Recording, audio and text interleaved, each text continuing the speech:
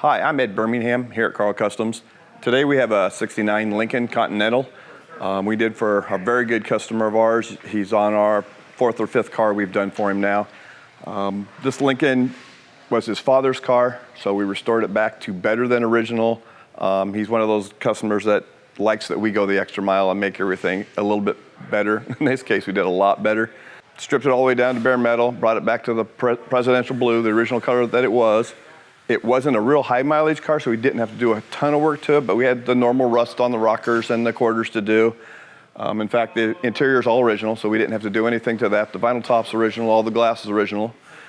We did take the stock 4-barrel out. It's a 464 barrel, take it out, machine shop, went through it, got it all running.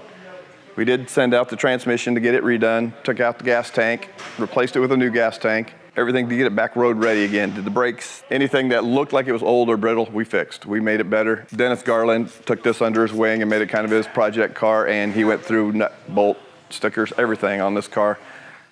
Some of the notable things are the suicide doors. He had stickers on here originally that his dad was in the Navy, and these flags were his initials. So we replaced those back and stuff. I painted them instead of put stickers back on them. But the suicide doors are always a hit on a '69 Lincoln. Well, easy in, easy out. Again, this is one of our larger cars that we've painted. Just the amount that we had to do and the block size that we had to do to get this thing flat.